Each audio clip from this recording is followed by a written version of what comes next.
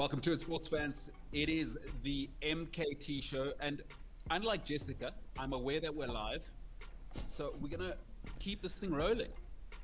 Jessica, you are still live, and it's important that you know that. So, shout out to Jessica and her homie, who have possibly created the content of 2021 so far. My name is MKT. This is the MKT Show. Welcome to it, sports fans. It is Friday, the 11th of June. It is the last day where I will quarantine and stay away from society. It's been, where are we now, James? Since last Monday, we've been away from the people, or I've been away from people. So what is that market at? I don't even know. 14 days? Yeah, about 2 weeks. But you still have to apparently go for a test to come back negative. Oh, is that what they say? Yeah. So then what's the point of the quarantine? Well, you got to quarantine to stay away from infecting people. And then you've got to test at some point this weekend so that we know that on Monday we can go in without you infecting like people at Cliff Central or... Oh my goodness. Yeah. There's no way I'm going for another test. I'll definitely be back at work on Monday. I'm fine. I mean, you say that, but like, you know, it still could be in your system. Oh my goodness. What am I going to do now? Live my whole life? Like all of these people in this world who just like, everything has to stop. Like, no, I'm fine. Stop whinging. You know what it is? It's a disease of the middle class. Just like, I've got a little bit of a headache. I'm not going to work. Just shut the hell up and go to work. Well, I mean... like I'm fine. You're fine. Like, people need to relax, you know? And also, by the way, I'm speaking to literally the top expert on COVID in the world, who is a South African woman, by the way, a hiking friend of mine, super fit. I'm going back to work. She's said I'm fine. Get back to work. Okay, that's your call. I'll see you on Monday, James. If I get infected, I'm blaming you, and you're paying for all of the medical bills. Get medical aid. I've got medical aid, but I'm going to make it your problem because you still were infected when I told you to get tested. I'm making it your issue. You're not a doctor. I will not listen to you when it comes to COVID. If I need help on editing, cutting videos, yes, maybe I'll listen to you. If I need help on medical advice, when I'm already speaking to the leading expert in the world, she's literally, by the way, formerly the head of the NICD, the biggest expert on this subject in the world. Yeah, I think I'll listen to her. Do you know what I mean, James? Okay, sure. I'm just saying, if you get... What are you offended that I'm listening to somebody... By the way, she was head of medicine at Wits for a little bit.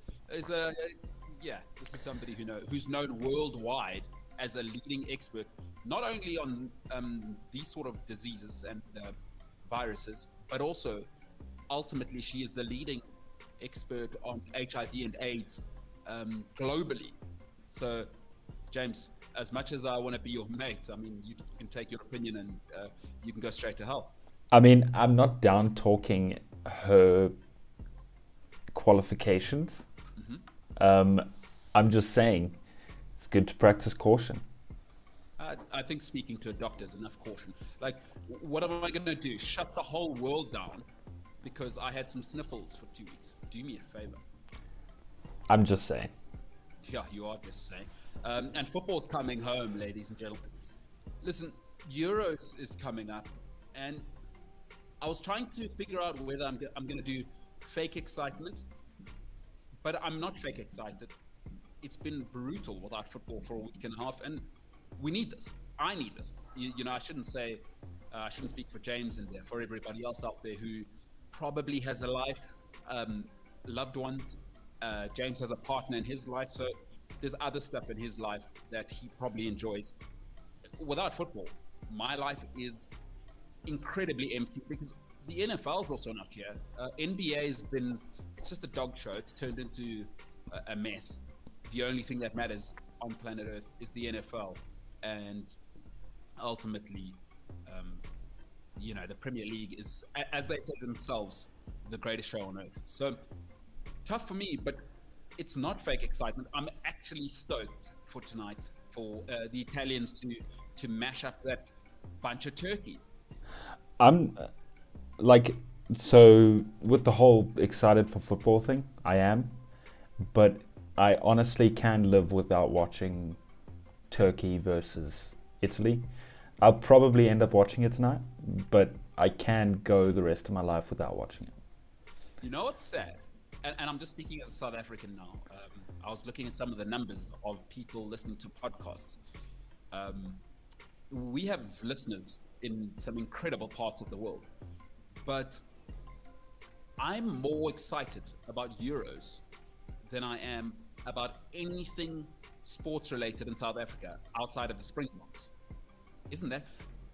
Listen, you're not going to find a bigger Test cricket fan on this planet than me, and I scour sports news 24/7. I've got about 6 news apps on my phone that are constantly just beeping on my phone or vibrating. I had no clue that the Proteas were playing last night. Like no clue. I had zero clue, and I actually couldn't care less. That they've become such a farce. Why should I invest? Like, I don't know if I've ever told you the story, James. My old man was once taking me to a football game, and my dad's a super driven person, but he's all about personal responsibility. And I remember we were coming back from a game that we lost, and he asked me how I felt about it, and I was just like, and he said, listen, I'm not going to invest if you don't invest.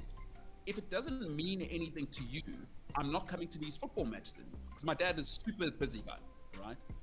And back then, I used to think, what the hell is wrong with this guy? But I'm totally on board with that mentality now in life.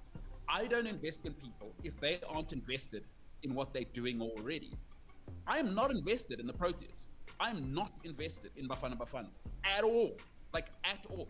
This idea of being patriotic is nonsense. I've got options now. Like, I'm going to watch the NBA tonight. I'm not going to watch the Proteas because it's an absolute farce. And why should I invest if they're not invested? And I think that's a life lesson for, well, it's certainly one I carry. I mean, I'm not going to tell people how to raise their kids and live their lives. Is if you're invested, I'm invested. You know what I mean? No, sure. I mean, when it comes to like when I'm going through social media and stuff, and there's an article that pops up about like someone being injured in the Bafana squad or the Proteas squad, honestly, and I kind of feel bad for saying this, but honestly, I don't even click on the article. Literally, feel bad. like 2 articles down, it'll be like Henderson injured for 3 weeks. I'll click on that article and I'll be like, yeah, okay, cool, and I'll read that entire article. When it comes to Bafana and the Proteas, I'm just like, no, They're not invested. No. They're not. You know what it's like? I don't know if you have these friends who are constantly like,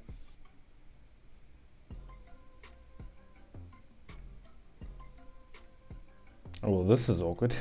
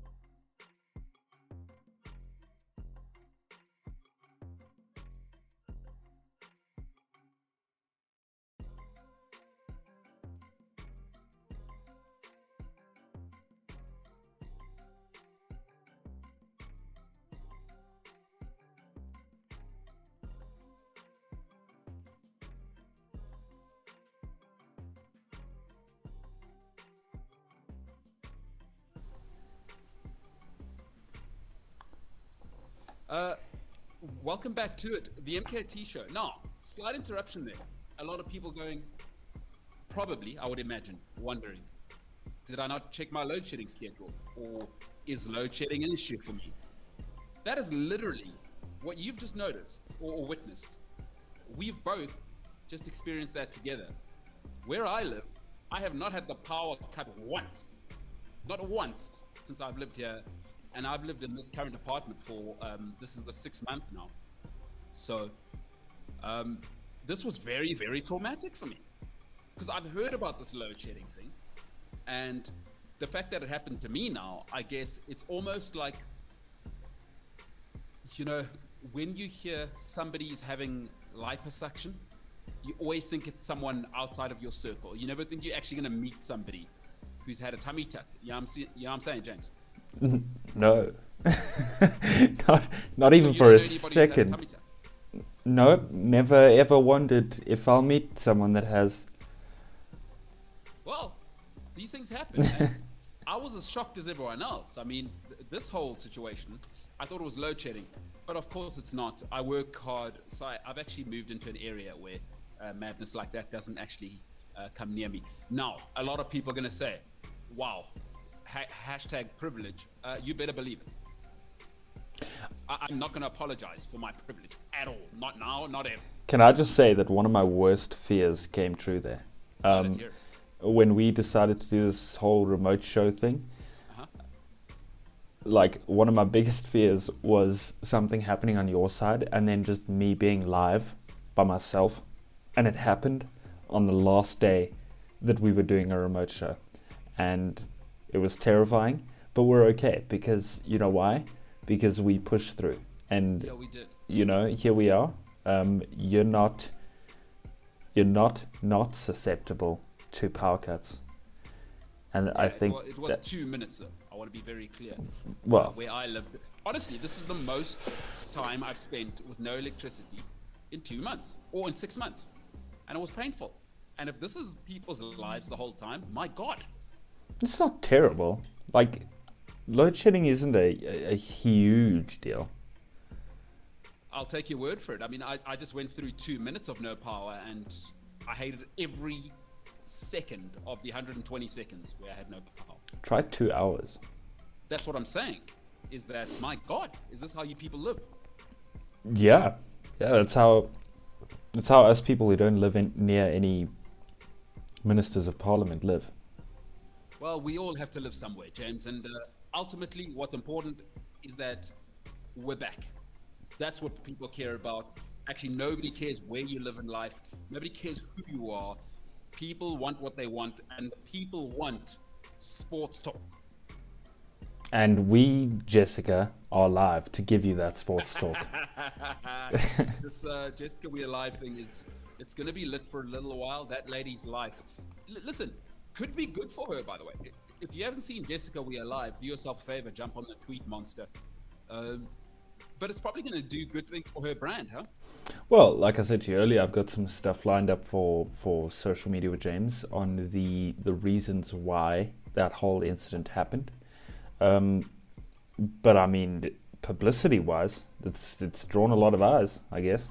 She'll get adverts because remember the young lady who couldn't ride a bicycle, and if you're not South African, we had May V Marlies, because it's actually said in Afrikaans. Yeah. She got adverts. She got deals. Dude. So Jessica, her bank account, I think, is about to go live as well. I had no idea that the bicycle chick got deals also. Well, have some respect. Marlies is her name, James. You can't just call her chick. It's 2021.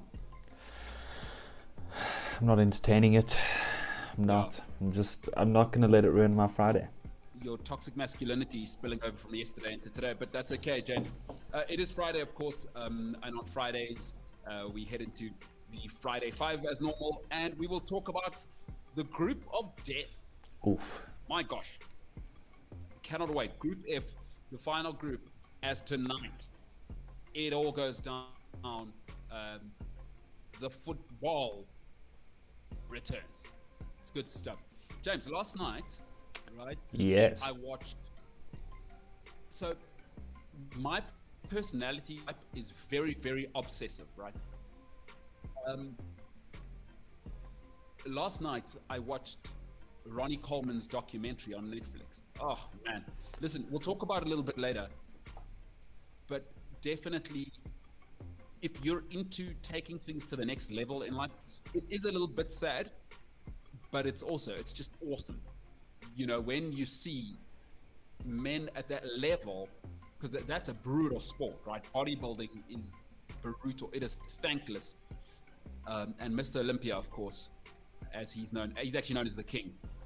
But go and watch that. We'll talk about it a little bit later. Yeah, you seen it, James? No, didn't even know who Ronnie Coleman was. That's unbelievable. I find that unbelievable that you don't know who Ronnie Coleman is. Well, I mean, my sphere of sports has been unchanged for a long time, and I don't know, but I've never really looked into bodybuilding or anything like that. How do people not know who Ronnie Coleman is? Because they don't follow bodybuilding. Do you follow makeup? Do I look like some? Don't answer that question. No, is my answer.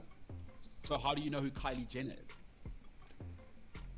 Well, she's more known initially from the whole, like, Kardashian thing, which is pop culture. I know a little bit about pop culture. Anyone that knows anything about pop culture knows the Kardashian Jenner people. Although, in fairness, I guess bodybuilding by 2021 standards, where that sort of hyper-masculinity would be considered knucklehead and toxic. So it makes sense. I guess it'll never make the public sphere, because how dare people get strong like that, you know? I don't think that's the thing around it. I think it's more it's a special breed or group of people that are into that, and I think you're only into that if you know are into a wide variety of sports, or you're a bodybuilder yourself. I don't think it's a very sort of lucrative or attractive sport to a lot of people. Okay, well, again, we're all different. To me, I think Ronnie Coleman, one of the greatest male figures of all time. Huge fan. And if you are into it, you gotta watch it. Even if you're not into it, if you wanna, and look, success looks different for everyone. If you're not like me and driven and obsessed and maniacal, might not be for you. But bodybuilders for me always fascinating human beings, because to be that obsessed with one thing, most people will never actually be that obsessed.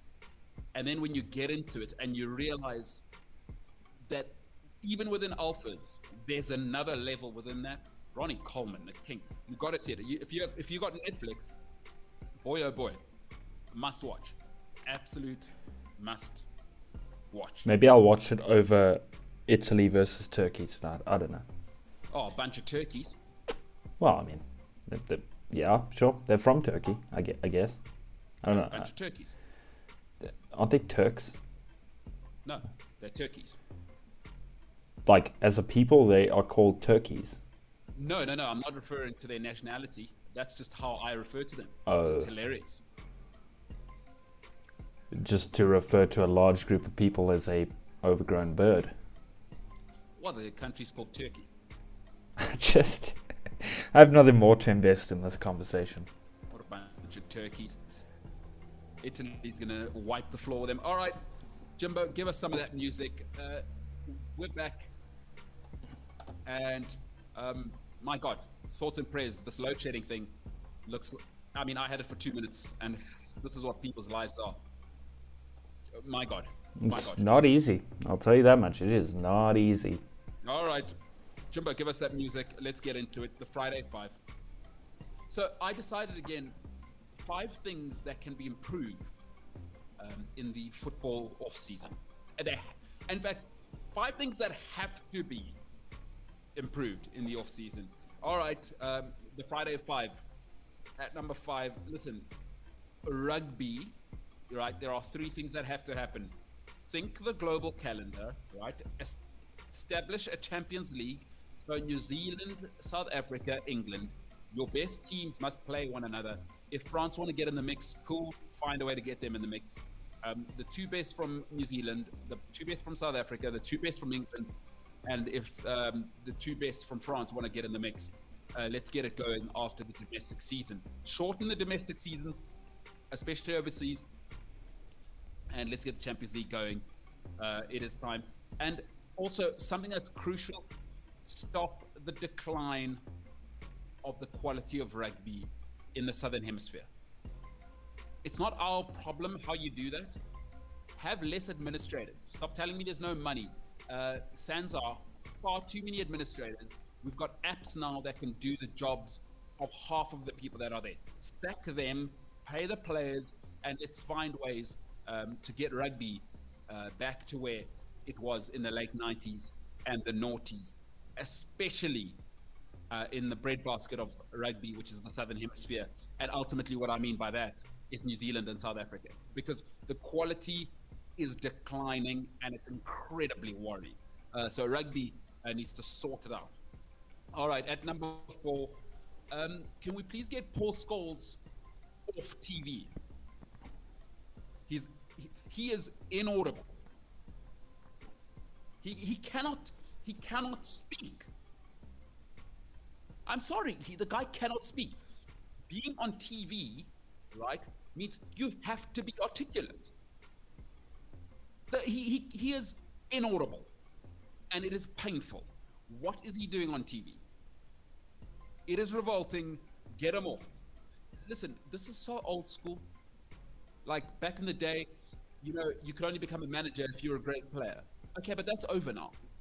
Like being a presenter is a craft on its own. Just because you're a great player, it doesn't mean you'll be a great coach or a great pundit or a great analyst of tactics. And he can't speak. It's just unbelievable to me. Why is he on TV? I'm sorry. Like, there's a bottom of the barrel where there should be a floor where you're not willing to sort of compromise on certain standards. Paul Scholes being on TV is an embarrassment.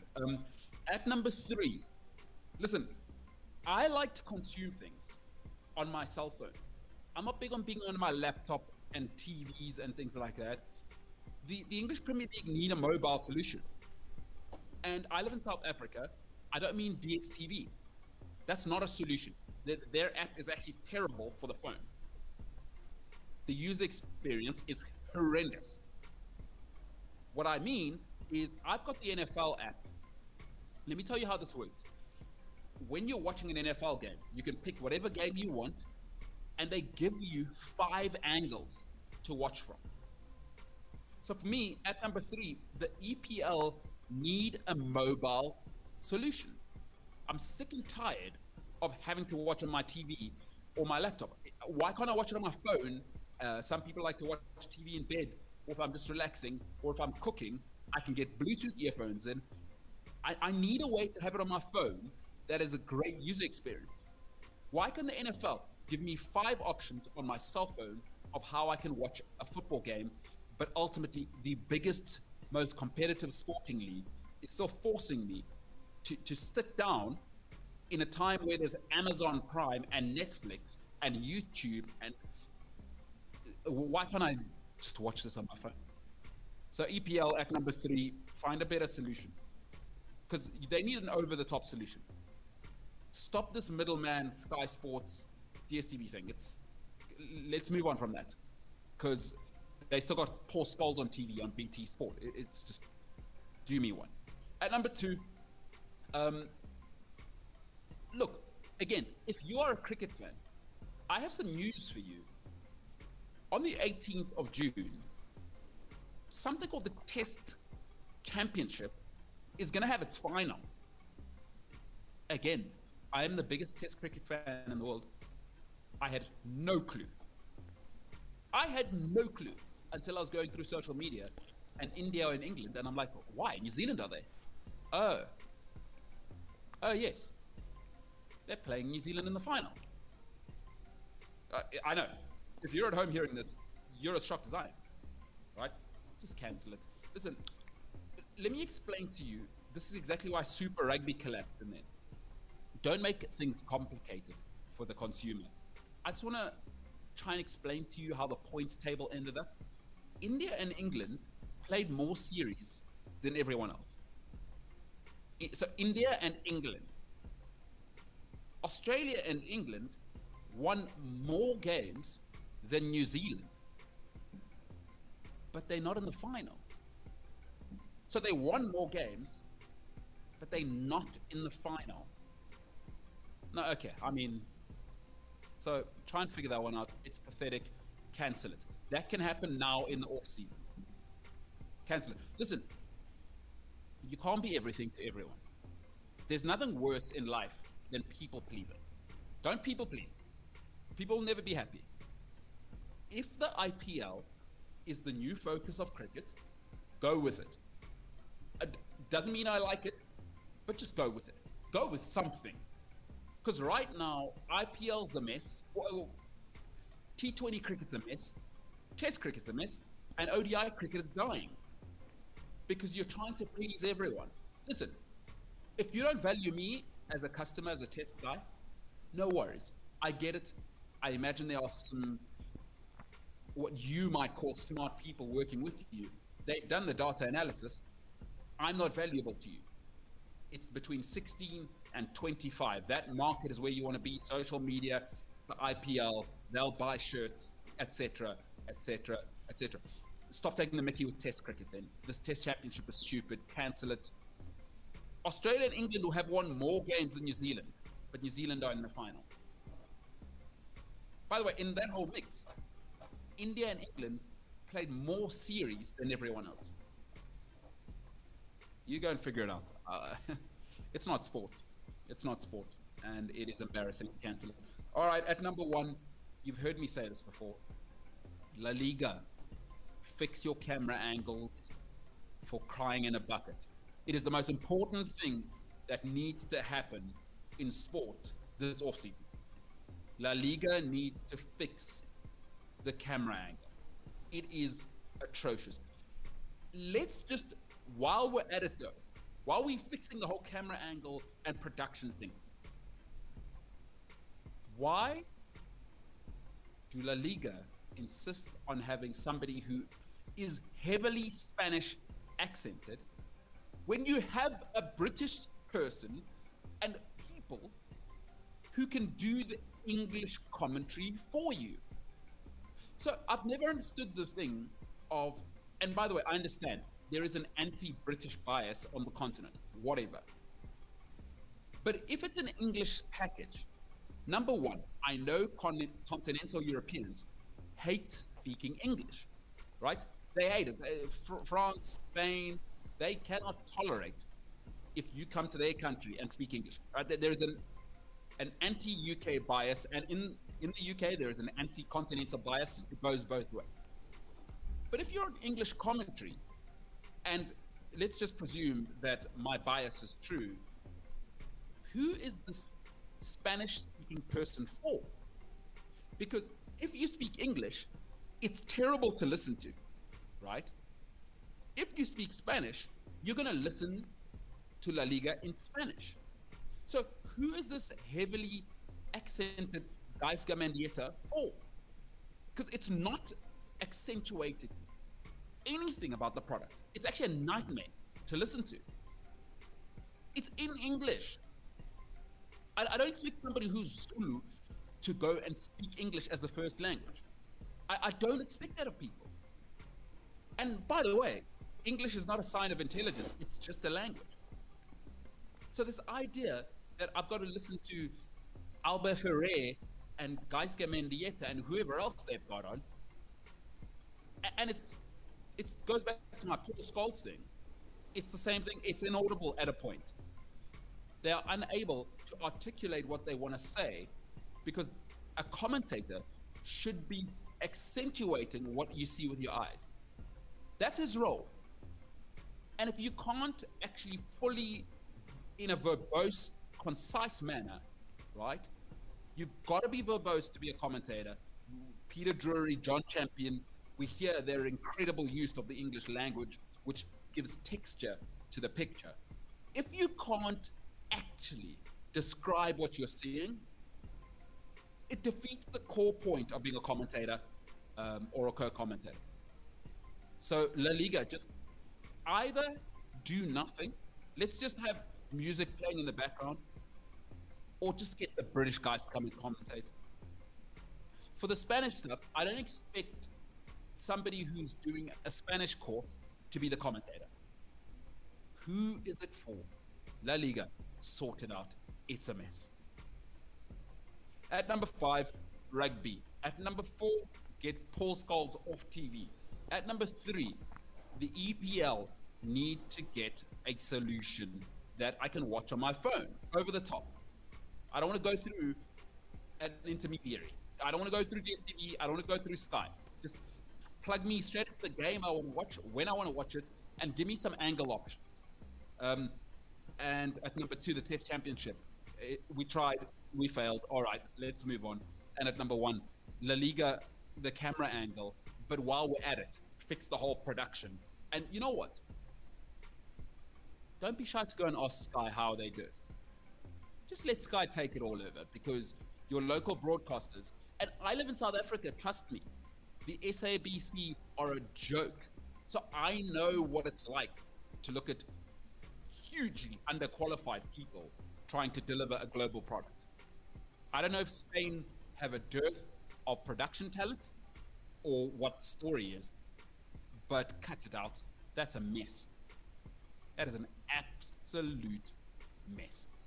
Number 5, rugby. Number 4, Skulls off TV. 3, EPL mobile solution. Number 2, Test Cricket World Championship. Let's go. And at number 1, everything about La Liga's production. Thoughts, James? I'm not seeing your issue with the Premier League. Honestly, I'm not. Like, I've got the DSTV Now app on my phone. I've got my laptop. Also, that was a cough. I'm keeping track of this. If I get sick, expect my bills. Anyway, I don't see the issue with it. Like, if I'm cooking, I'll put my laptop on like the kitchen, or the dining room table thing that I've got, and like I'll put Mnet on there or like the football on there. Like, it doesn't bother me. The only thing I use my phone to watch is probably like YouTube. I don't think the EPL needs a mobile solution. I think they can do without it. Also, there's a lot of broadcasting rights and stuff that go into the Premier League, as we know, and it's mainly because of Sky. But yeah, I think the access to content for the Premier League that we have at the moment is incredible. I'm fine with the Premier League, if I'm honest. Listen, the revolution is starting. If you haven't heard, there is a company called DAZN, DAZN. They have just taken over and made the most incredible deal. I'm trying to find out the numbers from somebody who works there. Obviously, it would be tough for them to get to the proper numbers. But boxing is now essentially run by DAZN, right? They've just signed a deal with Canelo Alvarez, and that entire crew with his trainer. I forget the great Mexican trainer. It'll come back to me now. Eddie Ramirez, I think his name is. DAZN are purely digital. And the nice thing about them is their user experience is for the mobile. So for me, the problem with DSTV is they're not focused on delivering sport. Is that Sky are a little bit better because they're still a news channel that does sport. But the DAZN app is geared to sports fans, and I get straight to what I want immediately. I don't have to go through a login screen, kind of like Netflix. I don't have to go through a login screen if I've already logged in. I don't need to go to sport and then eventually it's got to update. Like, okay, the football started now. What channel is it on? Okay, 212. It's still got the wrong game on there from 3 hours ago. What are we doing now? So the beauty of made for mobile is these little things, and people think it doesn't matter, but DAZN are showing you they've just taken boxing away from Sky Sports in probably the biggest deal outside of the Premier League deal on the planet. You're about to see boxing change forevermore, and DAZN are moving into every single territory. So to some people, what I'm saying might sound crazy. DAZN already own rights in Japan. They already own sporting rights in Canada, in Germany for the La Liga, for the Bundesliga. So this is what I'm saying is already happening. This is not something new. DAZN are already on it, and they realize how important it is because screens are getting smaller and smaller and smaller. And there's a presumption that if it works on TV, it's going to work on your phone. It is not. These are two different consumer markets. The DSTV app is a very different thing from YouTube. Very different. And you can see immediately YouTube made for digital consumption. YouTube actually doesn't work really nicely on a TV if you've been through the functionality of it all. It's a dream on the phone. So I hear you, James. You might be comfortable, but the revolution is here. And I think if you haven't read all the news, the Premier League are probably working on an OTT solution anyway, because that's where the money really is. If they can get you to pay $10 directly to them, why split the money with Sky? That's not useful to them. I would much rather watch Liverpool play on my flat screen TV than I would on my phone in front of my face like this. It's just a preference for me. I barely use the DSTV Now app on my phone. I don't know. Again, like I said, I only watch YouTube on my phone, so maybe it's a personal preference for me. But yeah, I don't see the sense behind the Premier League spending more money to develop a mobile solution. You know what? Everybody said this when the great Vince McMahon took WWE off traditional television, and he came up with a pay-per-view, and you had to pay, I think it's about $10 a month for the WWE network. Everybody has followed. It's the way to do it. And you know what? Until you've experienced watching the NFL, right, on a digital solution where you have 5 camera angles, I think you haven't experienced what true control is of a visual experience. Once you've experienced the NFL app and how to watch interactively, right? And I like to be in control. So if I want to see from the quarterback's view, I want to see from that. Receiver view, spider cam, I can do that when I want. And I think consumption's going there. So for me, I don't want to go through DSTV anymore because it is a schlep. And then the app doesn't load. And then there's this, and then there's that. Just plug me straight into the action. And also, the nice thing about the NFL app, I can pick my commentary team. So if I don't like Michael Owen, give me another option. But Sky won't do that because they pay Michael Owen, right? These are all little things that are part of production that the WWE and the NFL do better than anybody else on the planet. And you're about to see boxing go to a whole another level. What Eddie Hearn and Matchroom Boxing are about to do for the viewer experience, keep an eye on it. DAZN, DAZN, I'm a subscriber. I mean, I love boxing. So I cannot wait to see what DAZN do. Yeah, DAZN, they ran the first, I think it was the first or the second Logan Paul KSI fight. That was when I first heard of them.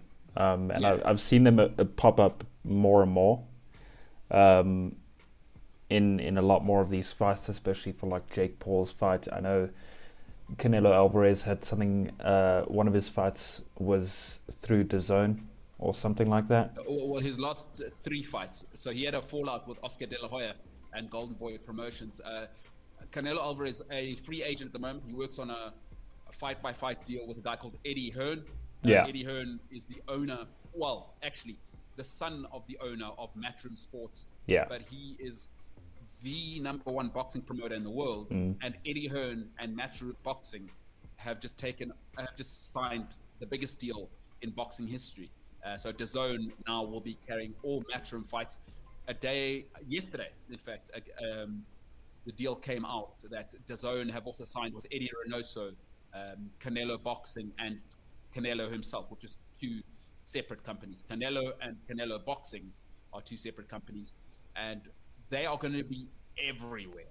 And you'll see what I'm talking about. I would like more access to MMA, not so much MMA actually, DSTV covers that, but more like boxing, because a lot of the boxing is pay-per-view through like Matchroom Boxing or Showtime, and like for South Africans to pay $50 for a fight is just stupid.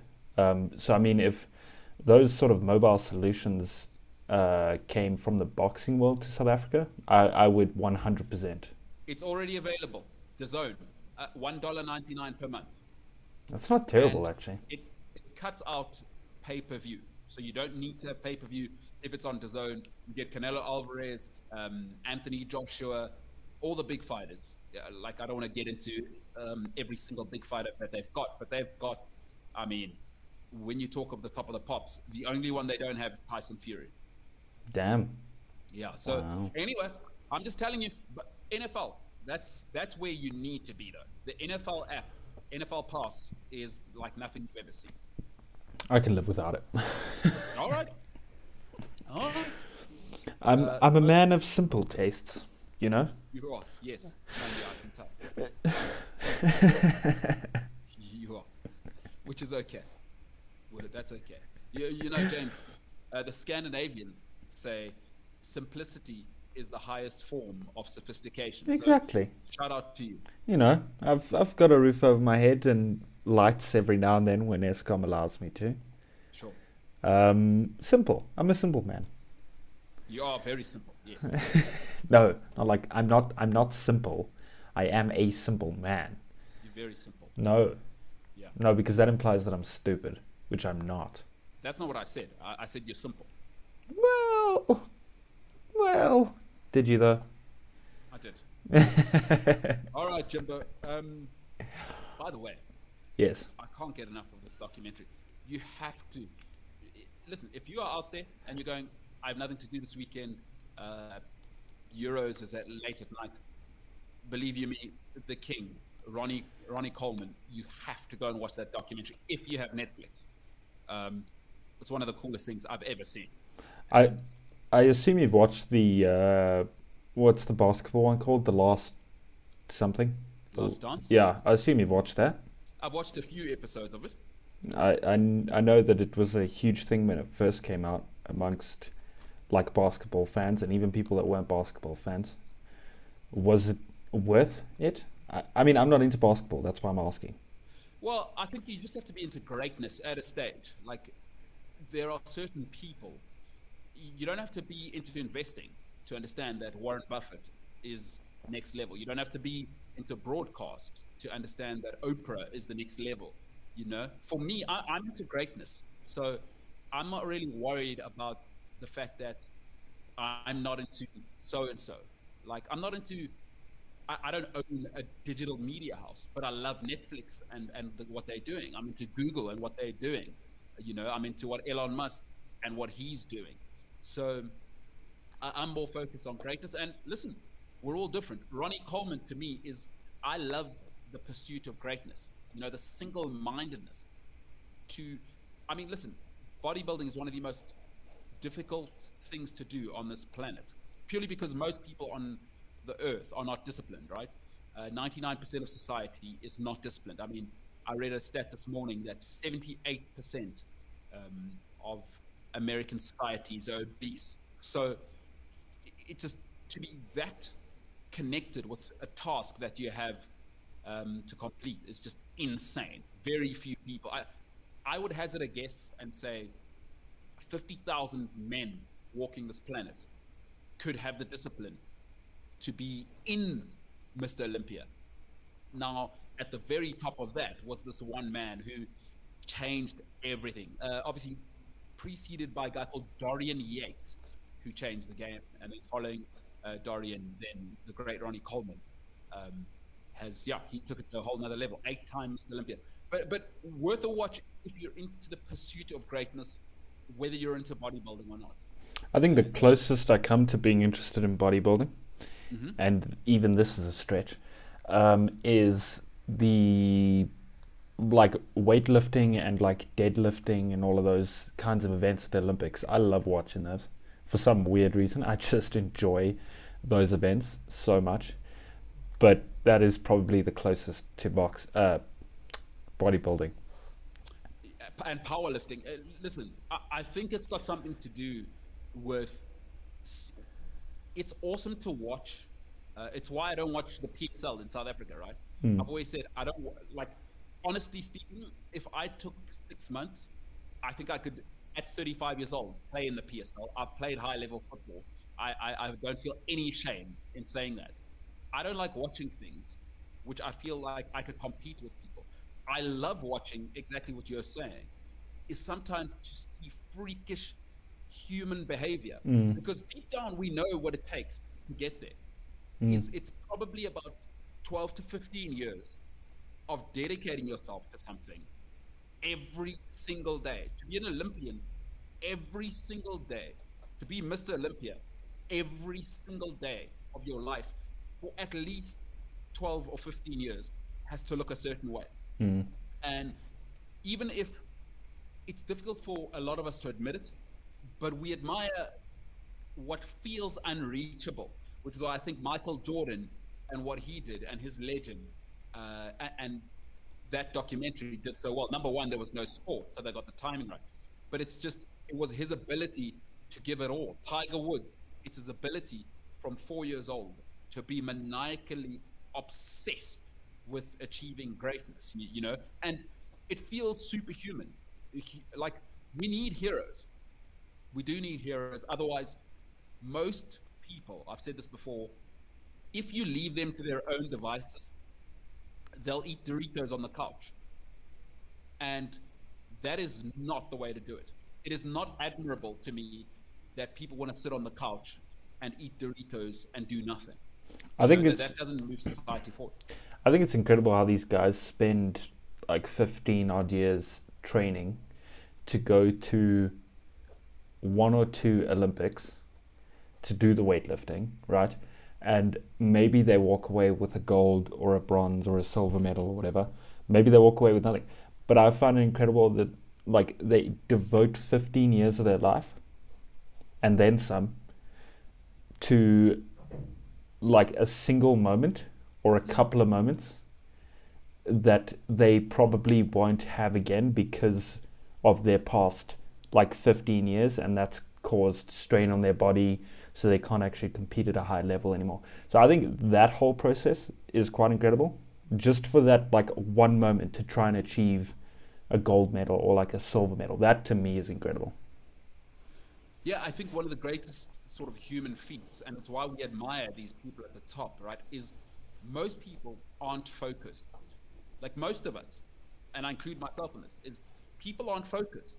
So when you see people achieve these great things, and then you dig a little deeper, whether it's Oprah or it's Simone Biles or Michael Phelps or whatever you're into. Some people are into money, so they'll be into Buffett and Fannie Mae, HSBC, all these great banks that are being built, and you start looking at what separates the great investment bankers and Malcolm Gladwell. If you're a writer or an orator, you want to get to that level. What separates those people from us? And sometimes it's not the end result that I think people like. It's the process, like you said, for 12, 15 years, maniacal focus, ignoring all the distractions, not taking days off. Again, that's what Ronnie Coleman, I mean, you'll see that. Phil Heath is the guy right now in bodybuilding, by the way. He was. He's just come out of his funk. I think it was 7 Mr. Olympias in a row. So yeah, these people, just wild. Huge. Wild. They come out to South Africa a lot. They go to the Sandton Convention Center. They come here quite often for the Arnold Classic. Yeah, the Um, Arnold Classic. Yeah. mm, and they're all here. And if you're in Sandton when all of those guys are in town, um, if you drive through the CBD and you know what's going on, you just see all these like really ripped dudes and chicks walking the streets of the Sandton CBD, and it's quite an intense experience because you're like, what the hell's going on? And it's like just this whole group of muscular people. You'll drive like 2Ks down the road, you'll see like three more muscular people just walking down the road with their shopping bags. It's insane. These people are huge. It is insane. It is insane. Um, I once shadowed a bodybuilder, right? And there's a dark side to bodybuilding in South Africa. I don't know. I would imagine it's the same in America as well. Um, anyway, I shadowed this guy, James. He used to eat 18 raw eggs. He used to have to force himself to eat 18 raw eggs, between 18 and 24 eight, Ooh. raw eggs per morning. No, dude. And if he vomited, Don't say it it. wasn't just I vomited. He would wait, remix those eggs, and consume that level of protein. Wait, the same eggs? No, no, no, no, Uh, no, no. but still, ew. Yeah. Oh, yeah. Oh, no. It's a different world. You know, people love being comfortable, which is why most of us in life don't go to the next level, right? Is we like comfort because to keep going, and at the top, when you read stuff about the really top echelon of human beings, is they talk about something called marginal gains because there comes a point where you've mastered the craft, and then you're talking about zero point 0.1 gains in whatever you're doing, business. If you're a writer, you know, James, you're an editor. These great editors and these people who work at the very top, there's a symmetry. I mean, there's a really poor sort of theory that came into the mainstream. It was brought into the mainstream by Malcolm Gladwell, where people started to obsess with the 10,000 hours, which has actually been shown it's a little bit of a fallacy for a couple of reasons. But it's a good model, is once you've done your 10,000 hours, there's still marginal gains beyond the mastery of the task, which these guys and men and women are just incredible at. That's Yeah. why the Olympics is so fascinating to me, dude. And I think that's why it's such a showpiece. Is like these people that throw javelins. I don't know what the world record is, but these people that throw javelins across a stadium field, these people that lift weights that you can only dream of lifting, like just watching these people achieve these insane things is, yeah, I think that's what draws a lot of people to like the Olympics and the IAAF and all of that kind of that kind of sporting sphere. And I think it's very similar to bodybuilding. You know, like you say, people are drawn to that maniacal human ability that, like, you you know in your mind it's possible, but when you actually see it being done, like yeah, it's insane. It's incredible. I think the greatest modern example, which is in the mainstream, is Usain Bolt, right? If you think about him over a span of 12 years, you know, very rarely are any of us going to be world class at anything. Like that's a cold, hard reality because and this is my personal belief, people aren't focused, you know, especially now in life, everyone has so many distractions and generally people are people pleasers. But Usain Bolt, if you look at him, is 3 moments in 12 years. I think what's incredible about him, so obviously the training, that's a given, but the ability, you know, they say, cometh the hour, cometh the man. 3 times over 12 years, he had to produce for between 9.5 and 9.8 seconds. He had to be perfect. And to do that 3 times in 12 years, it's unthinkable. It is unthinkable that you will train for 4 years and on the day you need to be perfect, you are perfect. And then you do it again and then you do it again. It is, people now can barely remember their girlfriend's birthday every year, right? Like your moment as a boyfriend or a life partner to someone is just on this one day, once a year, send someone a text. People forget that, and they're off. Or they had a fight with their mom and dad, so they forgot their girlfriend's birthday, right? Usain Bolt, with think of the amount of distractions Usain Bolt had after winning that first gold medal. You're the fastest human being to ever live. Imagine the distractions. No, sir. I think I'm gonna stay focused. you know what also shows the discipline that some of these top athletes have is, so with Usain Bolt, closer towards when he was about to retire and do his last sort of couple of races. I can't remember the event it was at, but everyone knew that this was going to be Usain Bolt's last sort of hurrah. And you could see at that event he kind of still had fun even during the race. Like, he was smiling during the races, and you could see he wasn't exactly pushing himself, but he was still performing at an incredibly high level that some of us will probably never achieve. And I think that just shows the discipline he's put in over the last few years, that you can still perform at such a high level without even sort of being fully there mentally 100% in the moment. I was listening to Matthew McConaughey talking about exactly what you're talking about. He was on Joe Rogan a couple of years ago, and he was talking about when he's acting and the cameras come on.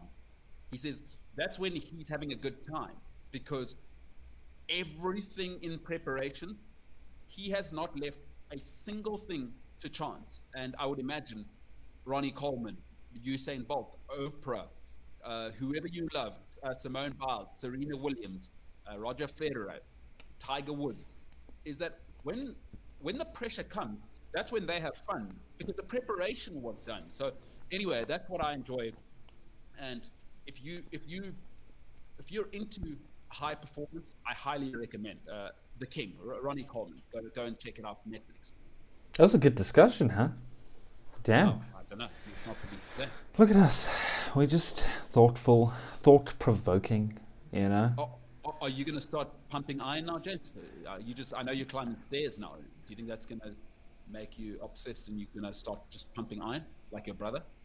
I've got a thing in the works. I'm planning a whole thing for myself. Don't stress.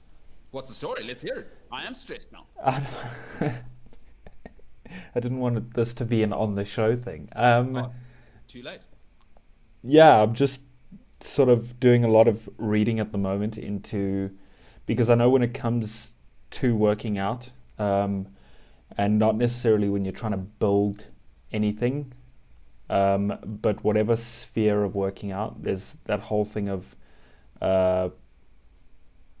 I can't remember the name now. the calorie intake, and the amount of sort of protein you need to be consuming if you want to build, or the amount of fat you need to be cutting out if you want to lose. So yeah, I've just been doing a lot of reading to see what sort of direction I want to head in. Do I want to be completely shredded like a Greek god, or do I just kind of want to be not fat anymore, and just lose weight? So yeah, I'm doing a lot of reading into sort of different workouts, and I can't for the life of me remember the name now, but there's like a whole calculation thing that you have to do. BMI? Or what are you talking about? I think it forms part of the BMI, but there's a whole calculation you have to do to work out your like how much protein you need daily, how much carbs, how much. Oh, I see what you're saying. Okay. I can't remember the name of it at the moment. But yeah, I'm doing a lot of stuff, looking into that kind of stuff to see, which direction to take my body, because who knows, maybe I'll be a high level athlete by the age of 61. Could happen. Phil Mickelson just won a major at the age of 50. Exactly. Anything's possible. I could be Liverpool's top goal scorer at the age of 73. I mean, You've got to be realistic. I like your ambition, but listen, James, it's simple. To everyone out there, like there can be paralysis by analysis. It is simple. It is called, what you want to know is, where's the calorific threshold? Is, am I burning more calories than I'm putting into my gob? Simple. It's very, very simple. You can complicate it with all the science, and I think a lot of people get scared of exercise before they even start, just because if you try and you must discern, by the way. I always say this to people who want to get into this world, because it's scary. If you haven't exercised before, I now realize, for me, I've only ever known a world of exercise, but I'm realizing more and more.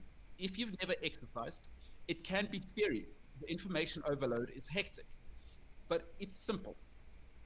Exercise and push out, right, and burn more calories than you put into your mouth. Now, the quality of calories and all of that becomes important, but what you want to be in, ideally, is never in what they call, or ideally, you want to be in a calorific deficit. But anyway, we're getting into the boring side of exercise. The simple part is this.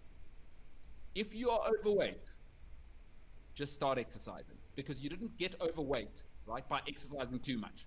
So you are not exercising too much right now. It is very clear. Like, live with that, accept that. Just start exercising 3 times a week. So, but anyway, I'm also not a trainer. I am just somebody who is obsessed with working out. So, James, I hope the reading doesn't make you think you got to read more. It's just get to it. Just get into the routine of exercising 2 hours a day, however you find that routine. I'm not going to tell you what to do, because it's hard and it's intimidating, but just keep it simple. KISS, as they say, keep it simple, stupid, is burn more calories than you take in. Don't worry about anything else. Don't get into anything else. Is find a way to burn more calories than you're taking in, and you're off to the races. Because also, what's important to discern, before I let you go there, Joe, is that you need to be very clear in your mind. Do you want to get into recreation, or do you want to get into performance? They are not the same worlds, and they require different mindsets. If you want to just have a healthy body until you're 70, that is recreation, right? If you want to take it to the next level, and now we're starting to talk about, you really want strong glutes, chest, core, back, arms, strengthen your Achilles, your knees, whatever, you're starting to talk about performance. And then you need to see a specialist. You can't do it on your own, especially if you didn't exercise before. You're not going to go to the performance level exercising on your own. Then you need to see, and I always recommend, start with a psychologist or a performance psychologist or a sports psychologist. If you want to go from, I'm feeling a little tubby, to performance, it's all in the mind. If you want to just be healthy, read a blog and just get to it. Get an exercise mat and some training gear. So 2 different things, performance and lifestyle. I just don't want my lungs to be on fire until I'm 83. From what? From just walking up the stairs? Yeah, high school was great and all, because we were forced to do sports. And I'm not saying I was the most incredible person at sports. I'm just saying, you being in the routine of, okay, cool, school's done, I've got hockey at 2 or rugby at 3 or whatever it is, and you do your thing and you go home, and you don't realize it because it becomes so sort of routine and subconscious, but you're actually spending a lot of time outside and you're active and you're doing these things. And after high school, that kind of all just stopped. I still used to play football quite regularly during varsity, but then that also kind of just stopped, and now I'm just fat. So, yeah. Oh, that's that story, mate. That story. Listen, Jimbo, for me, so I used to be in the mindset. So let me tell you now this is genuinely toxic mentality in my mind. I used to go, what the hell is wrong with these people that get overweight? I mean, to some extent, I still have that mindset. But as I'm getting older and I'm thinking back, is school never teaches you how to be a grown-up on your own. Like, think about it. Nobody's ever told you that your friends will one day meet somebody, love them more than they love you. Because at 15, you think you're going to be best mates with your mate forever, right? You might not realize it, but you think, oh my goodness, we're playing PlayStation every weekend, we're at school, soccer at break, whatever it is, right? You think that's going to last forever. Now, there isn't a deliberate teaching that, no. At 18, they will go to university in England, and you will stay here, and you will be alone. That'll be traumatic. You will go to university, you'll have to form new relationships. But even if you have new relationships, give it another 10 years, they're going to meet somebody called a wife or a husband and move on without you. And in all of this, nobody teaches you that, oh, by the way, you need to be able to look after yourself. Remember that whole time from 1 to 18 when mommy used to have breakfast on the table? No, that's going to end. And by the way, you need to be able to do that. And our parents work. They can't do everything for us, right?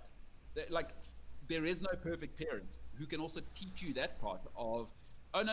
Listen, when you live on your own, you need to know that now everything's your fault. Mm-hmm. There's no teaching for that. There's no teaching for, you start to get your second job and you can afford pizza every day. Hey, that's a bad idea. Do you know what I mean? It's a horrible idea. You're going to balloon into a Yeah, 300 kilogram person. And with all due respect to you, you're 24. Here you are complaining about being overweight, right? Yeah, in my eyes, I'm not overweight. I'm not incredibly body confident at the moment. Like if I were to go swimming, I'd be like, I don't want to take off my shirt. But then I would. Like I'm not super into it and like, oh, I can never take off my shirt ever again. Mm-hmm. But like just body conscious, you know? But there's a reason you got here, because you took your eye off the ball, right? Correct, very correct. So, like lockdown was a thing and like some stuff happened and there was just, yeah. Yeah, and listen, in your defense, I mean, I think personally, because listen, I'm a self-centered narcissist. That is true. For me, at the center, I say there is no excuse. But in reality, is that actually nobody ever taught you, James, that if you take your eye off the ball, this is what's going to happen. Because especially now, I think we're headed to a society where everyone's special, right? You are not. Nobody is special. Get over yourself. Get yourself healthy. But again, so James, I did an exchange to a proper hoity-toity boys' school in the UK. And did you know what finishing school is? Do I know what finishing school is? Yes. It could be one of two things. It's when school ends for you in grade 12, or it's the dude from Finland in your school. Okay, so you've got an idea.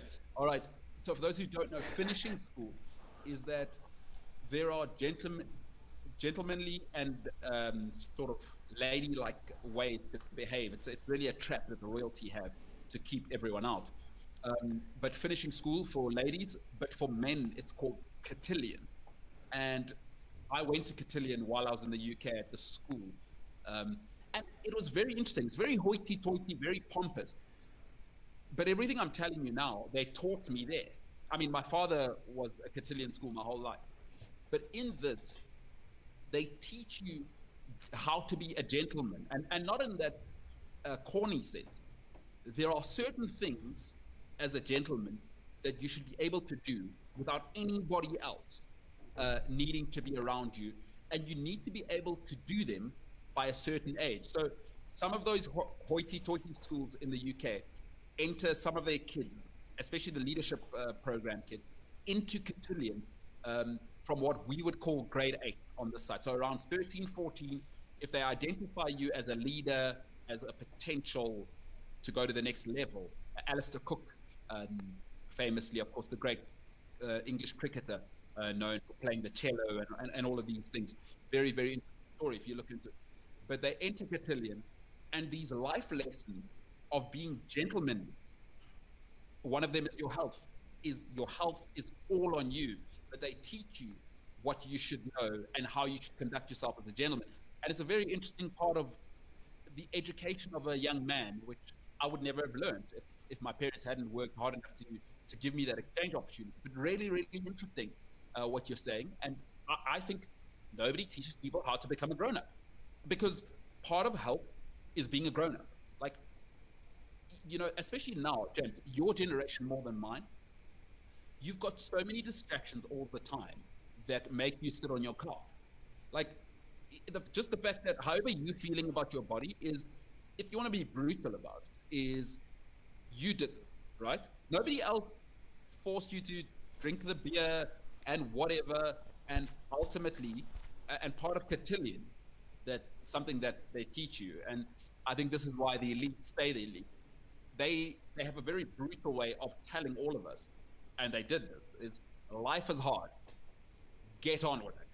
Like, if you, nobody in cotillion, right, there is no complaining, is everything, especially as a gentleman, and this was the environment, the context they were teaching us in, everything is your fault all the time.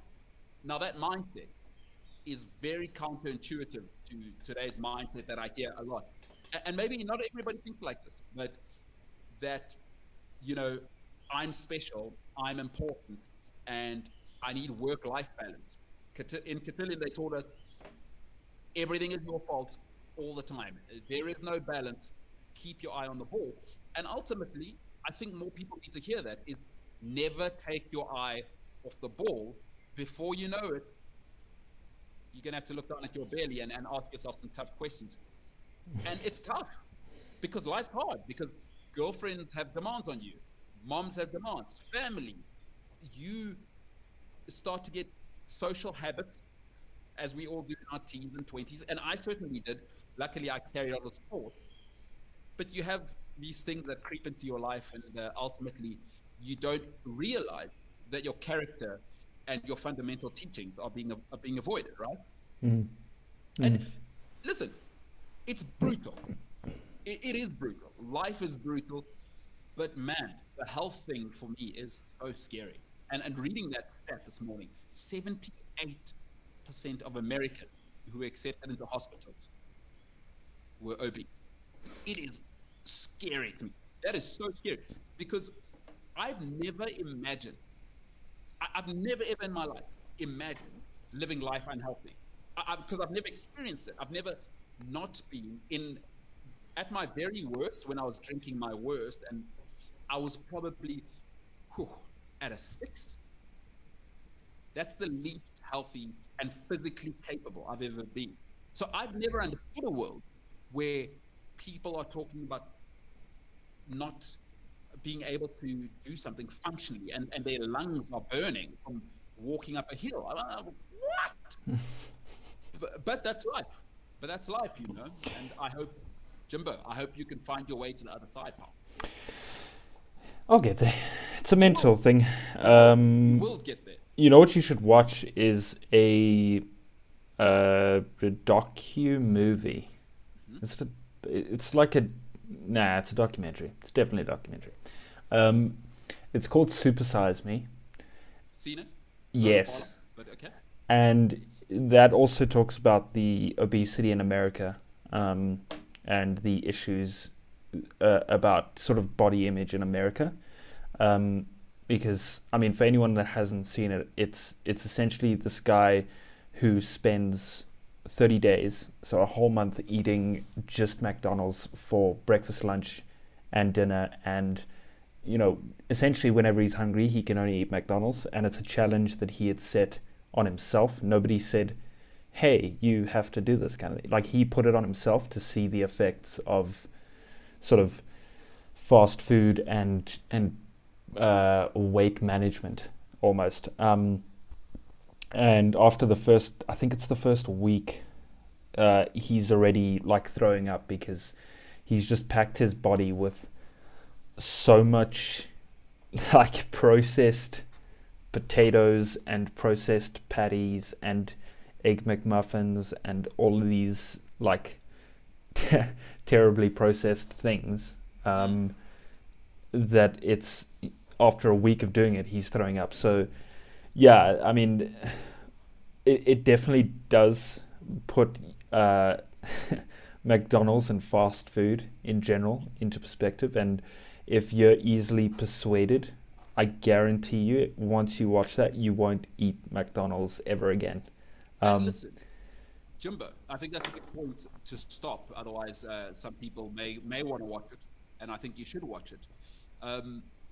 But I think, again, I'm not the right person to tell people what to do in the sense, because I'm not an empath. I think you need empathetic people who are also smarter than me and are scientists within the dietary and exercise and psychological world to speak to more people. Also, I think another aspect that Cotillion taught me as I did this, it was like a 3-month Cotillion thing. I was only there for 3 months. But it's also the idea of sisterhood and brotherhood, because what that does is hold you to standards. But again, nobody teaches us the value of community, is that if you seek out certain characters, they'll hold you to higher standards if you know what characteristics to look for in people. This is a skill. And again, this is something, listen, I'm not bashing weight, but it's what we're talking about now, is ultimately as well, is you have to stop seeking people that make you feel comfortable. Because if you had people in your life, and I'm just talking about you now, James, and there's many things that I'm seeking people out for where I know I have a deficit. So I like to hang out with empathetic people because I'm not empathetic. So it's something I need to learn. And my mother always used to say, example is the best teacher. But in your example, is nobody's ever taught us is you should be actively seeking people to constantly make you uncomfortable. Because, James, if we'd been mates for the last 10 years, there is no ways, believe you me, there is no ways you would be complaining about the condition you're in now. But there's no chance. I'm serious.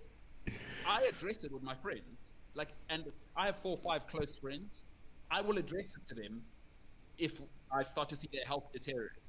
If they're drinking too much or whatever, I'm the type of person who, excuse me, what is going on? Well, I'm not allowing this. If I love you, if I say I love you, and if my feedback's too hard for you, we don't need to be friends then. But I'm not going to come to you and say, and body shame. For me, that's not my thing. Because actually what I care about is health, and I've seen what it's done for me. In my 20s, I was drinking myself into oblivion. And the difference since I started taking this seriously, without getting too preachy. So for me, only for my loved ones, I will address it. Even with my own mother, I mean, my mom's super healthy anyway, but I'm constantly on her case, there are certain non-negotiables. And again, but nobody teaches us this because everybody's special. So you have to try and be friends with everybody. Terrible idea. I think friends shouldn't make you comfortable. With that Cotillion thing, by the way, Cotillion, finishing school for men. That's all it is. Right. So I think, with the whole mindset that they approach it with of everything's your fault, it teaches you to take responsibility. And I think if you're taking responsibility, you're a lot harsher on yourself. But if you're not, and you're blaming, let's say, lockdown, which I know I've done, that's not actually the case. I was the one that decided to have that extra slice of pizza, or I don't know, buy whatever, you know what I mean. I do. And I think that's a big gap in schools at the moment. I know a lot of the private or the top private schools have a whole thing about sports compulsory. You have to do a winter and a summer sport and blah blah blah, which is great. It does encourage you to get out, and like I said, it becomes subconscious, and you are sort of in fresh air, and you're working out without even knowing it. But like an example is at the school I went to, they do teach you to be a gentleman. Like, good morning, sir, good morning, ma'am, let a lady go first. Yeah. You know, the sort of basic gentleman stuff. But there's nothing about how to be a grown up. And like life orientation, for example. Like, what a joke. dude, there's so many gaps. What a joke. That life orientation can fill. It can fill how to be healthy. It can fill your taxes, your finances, like. Yeah. And it doesn't. Like, you learn about STDs and HIV, which is important, but like, how long can you only learn about these things before you're like, okay, cool, so life orientation's a joke. You know what I mean? Yeah. No, totally. And like I think my brother is qualified or has taught LO. And I definitely don't mean it disrespectfully to any LO teachers. I'm just saying, like, joke. the way the syllabus for LO is set up is. It is a joke, James. Listen, James, let's make it very clear before people get upset with James. James is not saying this. MKT, the ownership of this show, is saying it. Life orientation and the stupid, and there's so many BA degrees as well. It is a joke. I'm saying that. It is a joke. It's not kind of a joke. It's not, ooh, they could make it better. It is a joke. I think it's such a huge gap, dude. It's a half an hour lesson where they could teach you about income tax or about, well, just I don't know. Forget about that. Listen, in life there are only two realms of life, right? The psychologist will explain it this way. I'm probably doing a really bad job, and somebody's going to email me, which you can do, sport@cliffcentral.com. But there are only two realms of existence, right? There is the intrinsic world. So, James, the intrinsic world is, let me make a simple example. When you play sport, there are two reasons to do it. Either for the medal or for mastering the art. Let's say you're a hockey player, of dribbling between cones. Now, there are two different types of people. One will devote themselves to the internal joy of figuring out how to dribble between cones. The other will be driven by winning the gold medal, right? So they're not even interested in the process. They'll do all of that stuff, but it's to win the medal. Some people just want to get good at hockey, and the little things, close control, a drag flick, or whatever it may be, they want to be perfect at every part of the technique, and that's intrinsic because that gift is inside.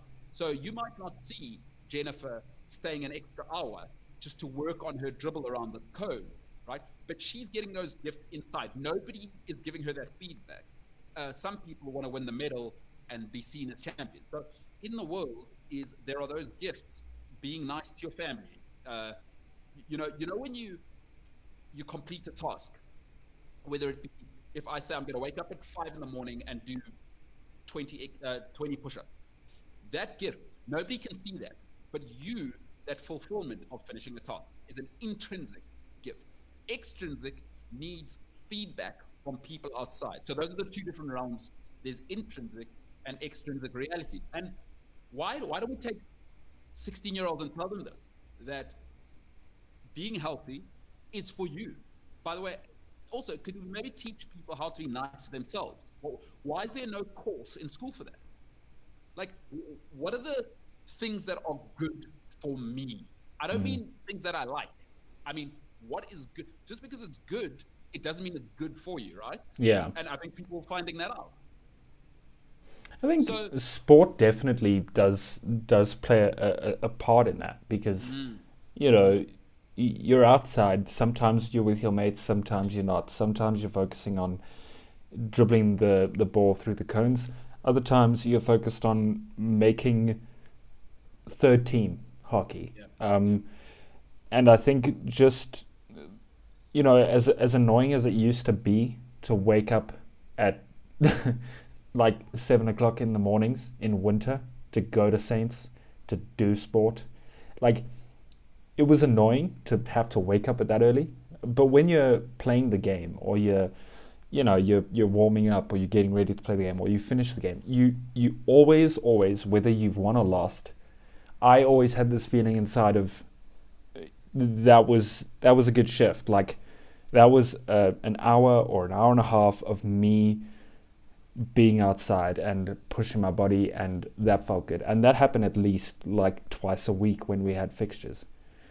So yeah, I think I hear you there, James. And I think we'll finish off on this one, is that ultimately, and why I think you've just brought to light an incredible life lesson there, James, is that don't leave people, especially young people, don't leave them to their own devices, because ultimately they will choose comfort.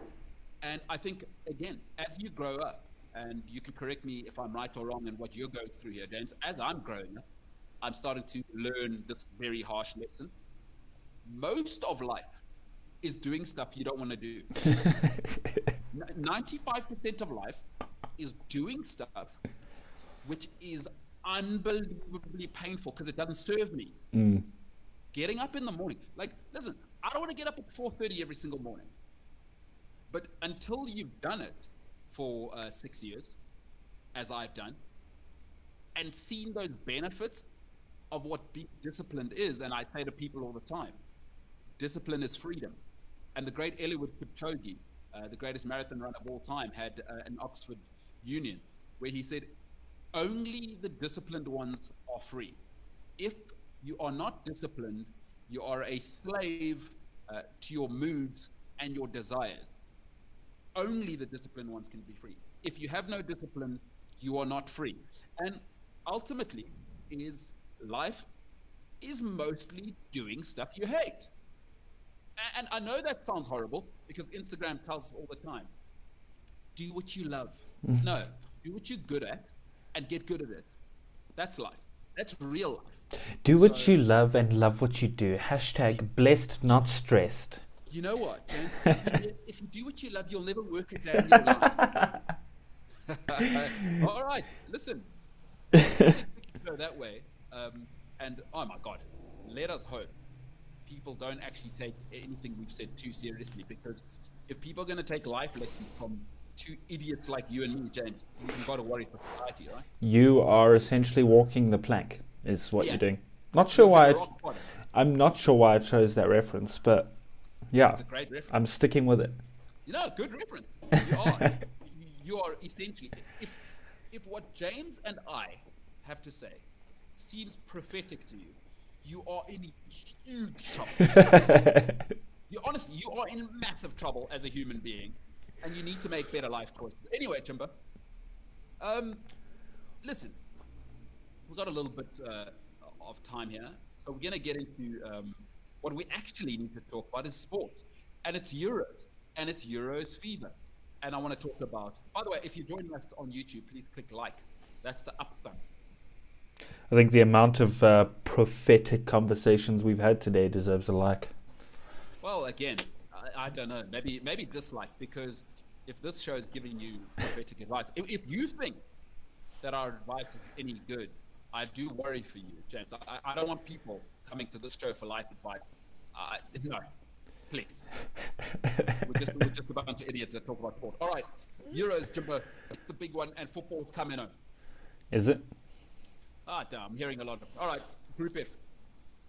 So we're going to be doing lots of Euro stuff. You can wait for more content over the next 2-3 weeks to develop. Let's get into Group F, Group of Death. All right, we'll start off with Hungary. The strengths, they've got a really nice flag. That's about it. Their weakness, everything. Their star man, Marco Rossi. Right? Good coach. And he's had an interesting career, especially with those Baltic states. I remember he was coaching Slovakia at a stage. He had a really nice career as a player. The old like me, you remember Marco Rossi. So he's their star man. It's the coach.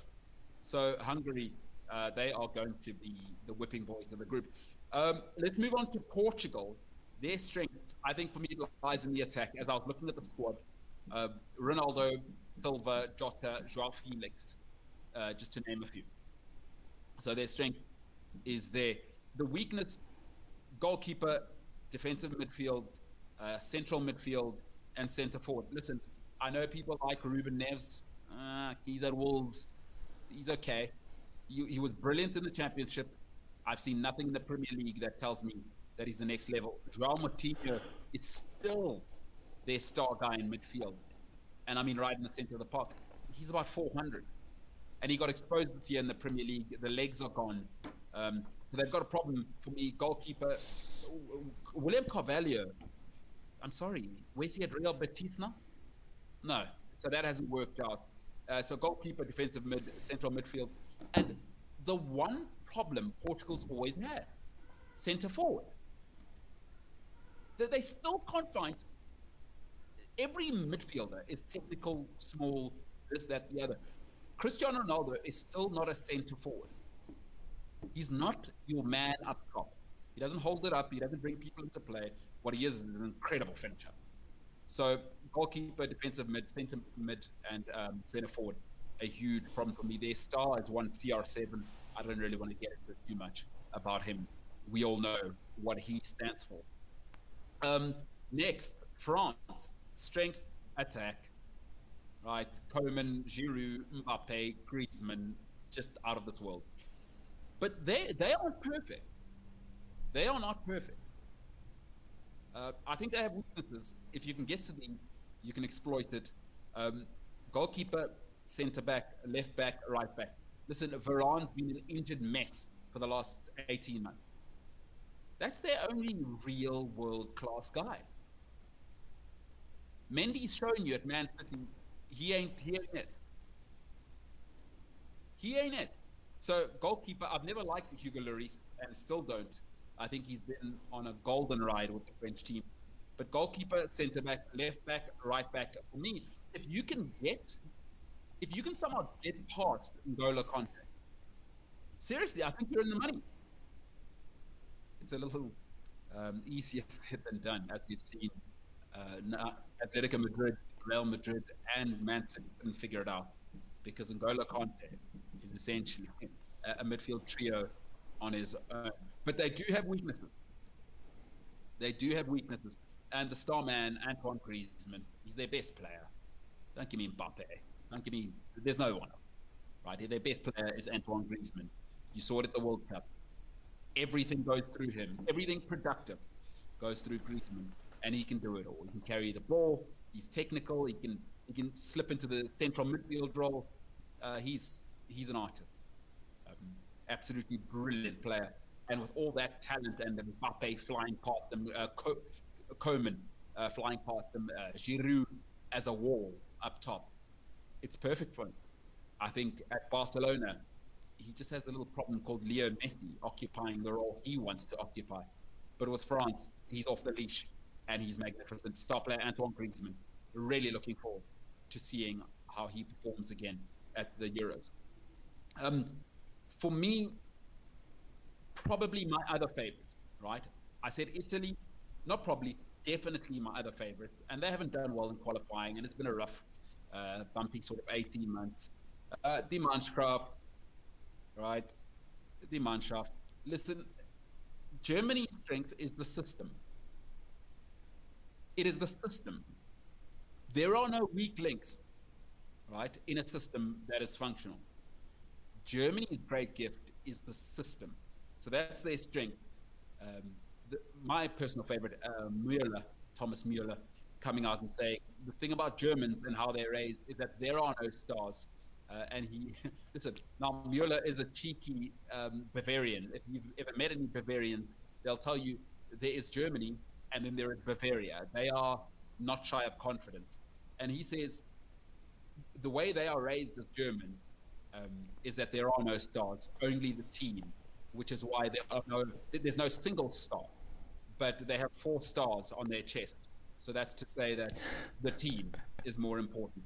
A little cheeky, but if you know Bavarian, they think that rugby world started in Bavaria, in München. So I love him. Weaknesses, none.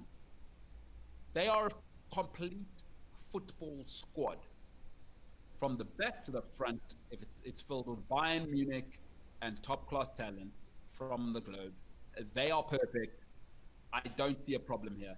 Star player, Manuel Neuer, if there is to be one, he's the greatest goalkeeper of all time by a country mile. The complete GK. They're going to take some stopping. Young, hungry, technically perfect, powerful.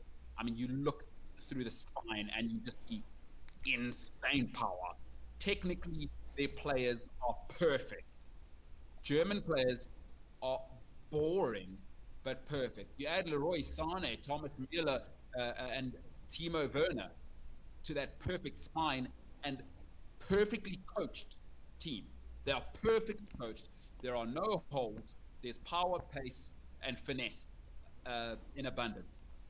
Bayern Munich are a winning machine. That culture carries over. They've brought back one or two old guys. Gundogan, you don't even think about it. But he'll be a spark in the midfield. Thomas Müller brought back to bring some of the culture back. They've had some problems transitioning, but Hummels is back, Müller's back, Werner is there, having won the Champions League. Bayern Munich have won everything. Gnabry. So they've got pace. Do not think that they don't have flair, but it's built on a crest of just raw German power. And I see them as my other favorites, Italy or Germany, to win it all for me. So to come out the group, France and Germany, quite easily. I think Portugal, too many holes.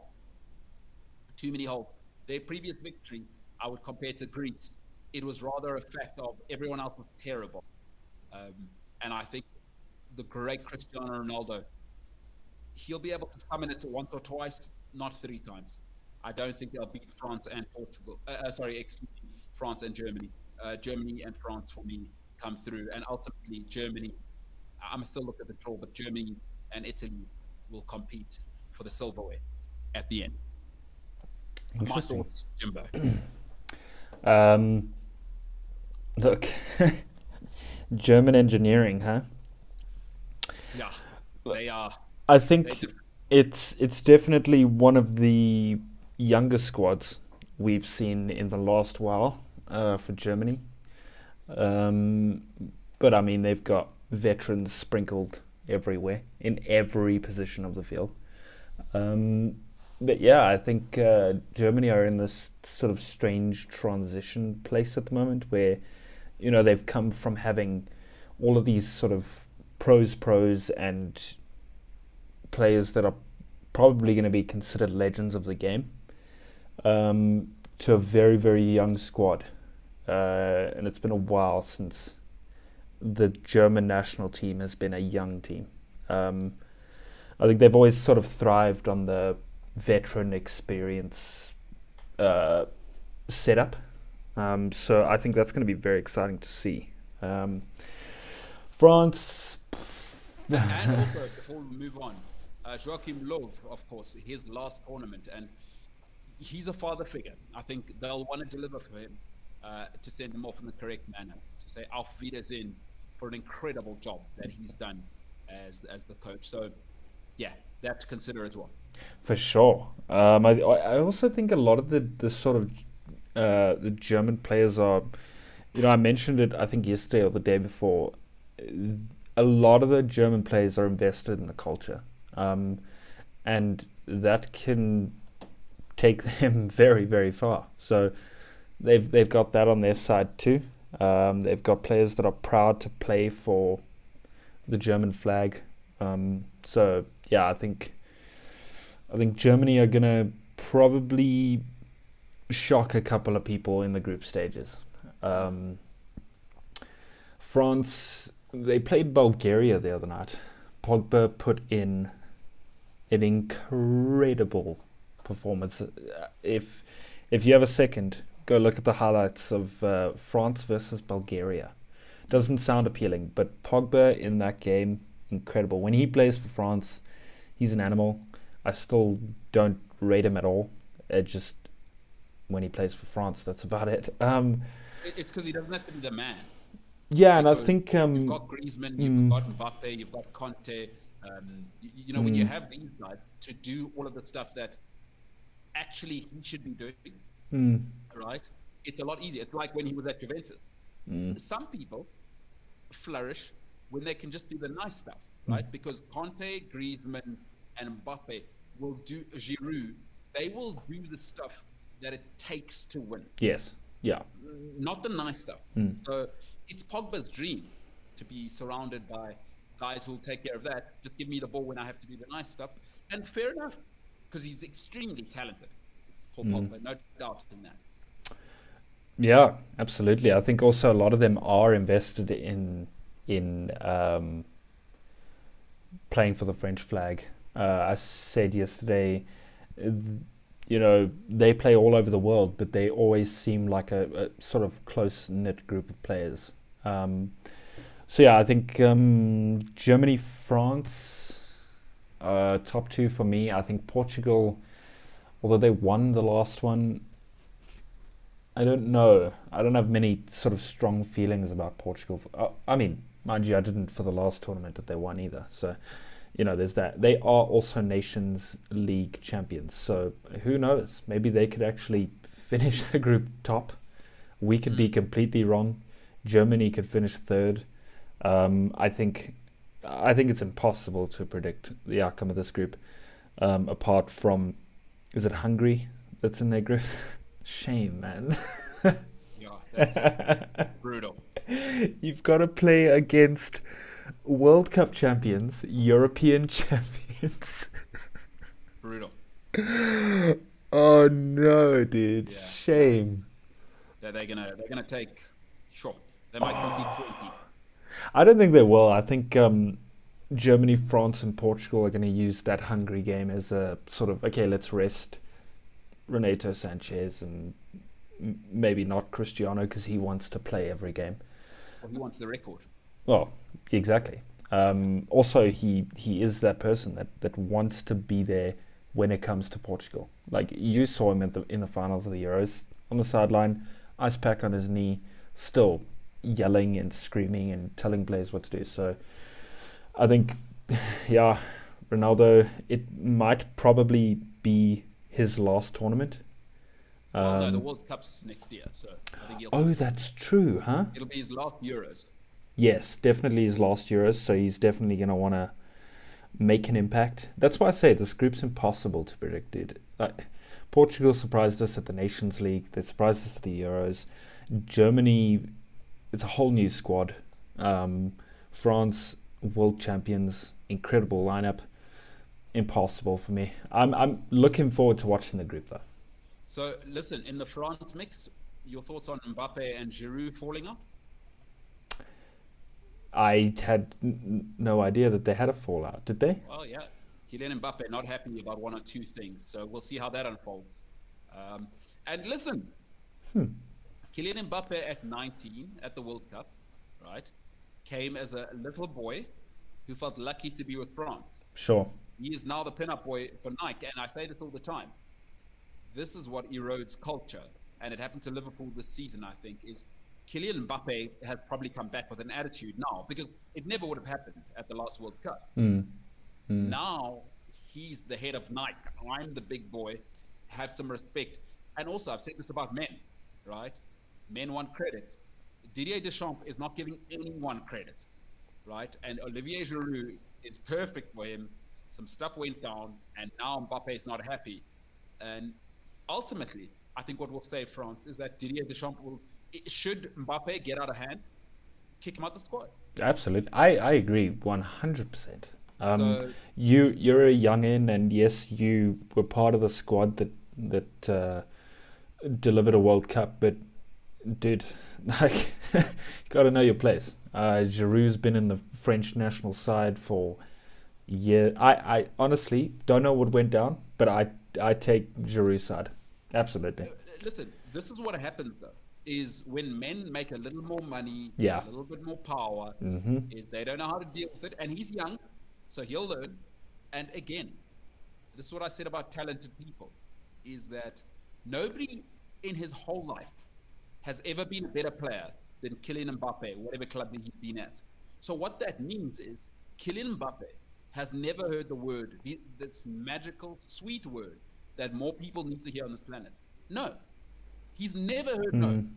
He's never had pushback in his life. And it'll be interesting to see whether Kylian Mbappe brings the whole thing down or Didier Deschamps actually gets a hold of it and they carry on. And they make history by, winning the Euros and the World Cup at the same time, which they've already done, by the way, France. Oh, hectic. Okay. Yeah. Yeah, that's my summary for that group. Shame, poor Hungary. I will be sending prayers to them. T's and P's, thoughts and prayers. All right, James, something that doesn't need thoughts and prayers is social media with James. James. Okay, so I'm going to pick my stories wisely because I know we don't have a lot of time. We've also got to get a YouTube comments. That was in English. Let's just pretend it was. I'm in a rush. Anyway, so... It's always nice for you to talk me through your process. It's always nice of you to always let everyone know what you're thinking. So it's the most interesting thing on the planet. I apologize. All right, Jessica, we are live. So if you haven't seen it by now, go onto Twitter. Jessica, we are live. What happened, James? Tell the people what happened in this Jessica We Are Live thing. So, was it Namibia? It was, right? I think so, yeah. In Namibia, they were on a live news broadcast, and the head anchor lady essentially threw the story to the sports person to take it away with the sports. It's your segment now, lady. You do the sports, is essentially what she said. And Jessica wasn't pleased. Jessica said something along the lines of, "No, we don't do that. You just introduce me and I'll take it away with the sports. That's not what we do." Then the head anchor lady bit back at her and said, "Jessica, we're live." And then there was this, I'm pretty sure the time period was about 5 seconds, but it felt like 30 seconds of just silence and them just staring at each other. Incredible stuff. Because I'm an incredible journo, as Big time Jay. Some people have labeled me, I found out why. Oh my goodness. Why this all went down. And it was just a twist of luck. I was going through Facebook and it popped up. Why Jessica We Are Live happened, blah, blah, blah. So it's on the southafrican.com, which is a website with news articles and stuff. And essentially, Jessica had just come from striking. Her salary was cut, and she is getting only half pay again this month. There's a whole thing going down in Namibia at the moment. Unions versus, I think it's state-owned or something. And there's a lot of tension in the broadcast and media industry at the moment between the unions and the employees and employers. And, think SABC, but not SABC, more sort of let's have a riot kind of vibes. So that was the reason. Jessica's salary was cut that morning, and she was not happy. Not pleased at all. And she's only getting half pay again this month. Oh my gosh. I didn't know that. Yeah. Interesting, huh? No, but then you have to ask yourself, why is she angry at the anchor lady? Or is it one of those things, sometimes when people are just unhappy inside, everyone's a target. If you dare look in their direction, do you think that's what happened? So that's where it gets interesting. It's a case of, like, Jessica either belonged to a union or the head anchor lady didn't. And that's where the tension is, because, like, some employees belong to the union, others don't. And the ones that belong to the union believe that the employees that don't are against them. That's why there's friction, even in the same studio. Just sellouts. There you go. So, Oh my gosh. Jessica, we are live, huh? Do you know what I'm looking forward to? So have they been on TV together again? I have no idea. I don't think so. Okay, because we need that clip. We need the first moment that lady hands over to Jessica. Okay, it's all over Twitter.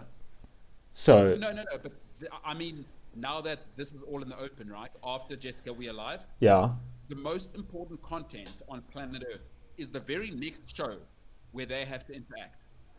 That is everything right now. No, so you know what the most important content is at the moment about it is actually doing reenactments, because I saw 5FM on their TikTok posted a sort of their morning breakfast team. No, it was the afternoon team. Did a Nick Hammond was doing something, and then Jessica said something, and then they reenacted the whole thing in their sound studio. The SABC News also reenacted it.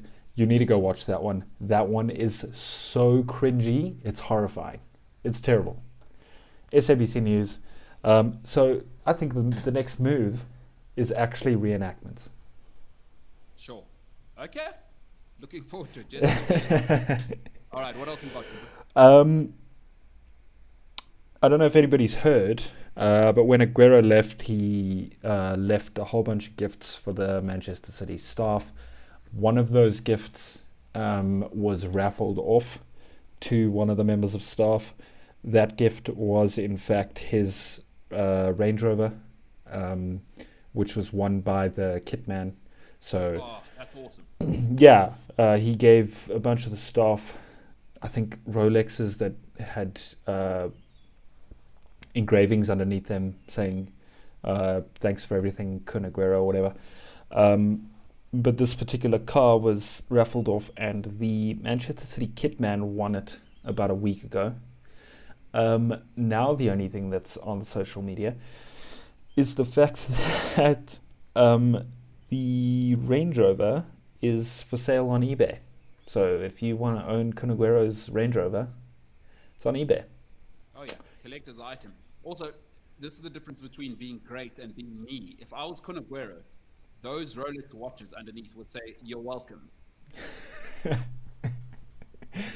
If I was Kun Aguero, underneath the Rolex watches, it would say Aguero with about 10 O's that just go in a spiral. Or you'll never see another one again. Like if I was, I'd write there, "You're welcome." You'll never see another one of me again. That's a cool story, though. Yeah. The guy's telling it, huh? Yeah. He says him and his wife already have 2 cars, so they don't need a third. Smart, and dude. they're Smart. donating 5% of the sale price to some charity.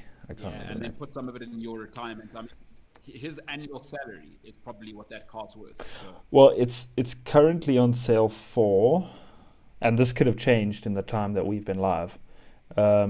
Its current bid is £26,700.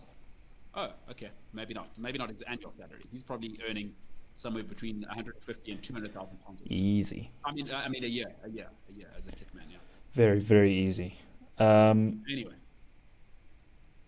Last story. Some of these are from like 2 shows ago that I was supposed to do, but we had. Anyway, Sky Sports released breaking news yesterday about the big 6 English clubs. They are all being fined just over £3.5 million, and have signed a contract that they will not engage in anything like this ever again. All other 14 clubs have been notified that the punishment, if this does happen again, and any of the other 14 clubs were to agree to a Super League of sorts, the punishment would be a lot harsher. Due to £3.5 million in the eyes of Manchester City, Chelsea, Liverpool, Arsenal, Tottenham, United, dude, it's pocket change for them. So it's kind of annoying. But I suppose the Premier League have to show who's boss, right? No, they don't. Listen, don't find them a cent. It's 3.5 million too much, okay? First of all, the Premier League needs Liverpool, Tottenham, Chelsea, Arsenal, and these clubs. You know what? I admire you, like the Premier League had to stay strong. Um, the institution is more important than the individuals. But when it comes down to the money, Liverpool are the money. The Premier League on its own is useless. It needs the clubs. So for me, it's purely performative, but I think it's pathetic that the clubs got fined. Get over it. Let's move on, right? You got what you wanted now, right? Change the legislation. I understand if the British public don't want this ever happening again, we need to respect that. Now the rules are in. I think minus 30 points, and I think 30 million pounds is the fine that's possible if you do it again. But fining them money is the most ridiculous thing I've ever heard. The Premier League needs to get over themselves. The Liverpool, Tottenham, Chelsea, and Arsenal, and they've quite frankly shown you, we'd be fine without the Premier League. So the Premier League must just be careful, relax. They shouldn't have fined them. I think it's pathetic. Alrighty then. Let's jump into YouTube, shall we? Let's do it. Andrew Harrison says MKT is going to kill James. That is correct. I will be doing the show on Monday in the studio with my mask on. Oh, okay. Oh, it's just because of COVID. Yeah. Kutle says, are you one of those people who say, if there is no LeBron, no Curry, I'm not watching the finals? Yes, probably. I mean, it's not... Listen, this idea, people were pushing Giannis Antetokounmpo to be the face of the league. He can't shoot. He can't shoot, dude. You need your star player to be able to shoot. Zion's the next star of the league. I guess what's left is really Brooklyn. But even then, dude, like, your star has to be likable. Who's the star of the league that's left? Chris Paul can't get along with anybody. KD's a flake. Like, he's never stayed anywhere, and he's never happy. And Kyrie Irving thinks the world is flat, and he bailed on his teammates to go to a Zoom meeting with the Sex and the City lady. So why am I watching that? Why am I watching flaky people? So I'll probably watch the finals, but you have to be honest, without LeBron and without Steph Curry, it's very diluted. LeBron's the only true great in the NBA currently, and I think the NBA will miss him. Listen, the numbers will be probably half without LeBron. He's a magnetic figure. He's the biggest thing basketball have had since Michael Jordan, and I don't think Kobe came close. Yeah, definitely. That's exactly what I was thinking. Michael Jordan and the you don't even know who Ronnie Coleman is. The Cleveland Cavaliers. You don't even know who Ronnie Coleman is. Kutle says India and England are the godfathers of cricket, so they can make all the rules, and they also bring the most viewers. So it makes sense that they would rig the event to suit them. Well, if that was true, England would be in the final. They are not. So it makes even less sense what you're saying. Because, again, if England were going to fix it, they would have made their matches count more. But let's take into account whatever Gutle is saying here. So if you don't know, you can go and Google this. Dave Richardson, who's a South African, and I've always been hypercritical of him, sold cricket, the soul of cricket, to India, England, and Australia. They signed a deal where essentially India and England will determine how fixtures work. This is why, if you watch cricket, only India and England play 5 test match series against each other. Now, obviously, India have the numbers, England have the money, and ultimately Australia have the money. But really, the real money is with England and India. So that is directly down to a South African. Dave Richardson, when he was the head of the ICC, sold cricket to those three and ultimately sacrificed the product so that the ICC can essentially be chummy with England, India, and Australia. That's all that happened. I've read the deal. I've spoken to lawyers about it. And because I want to know, Dave Richardson, smart man, he's a lawyer, but this is why I hate bureaucrats and pen pushers, right? Is they only ever think about their tenure Dave Richardson didn't think about world cricket. He destroyed cricket so that he could be chummy with India, England, and Australia. That's all that happened. And you're not going to convince me different. Extremely disappointing. Poor leadership by Dave Richardson has changed the cricketing landscape, possibly forevermore. So yeah, that's why we are where we are.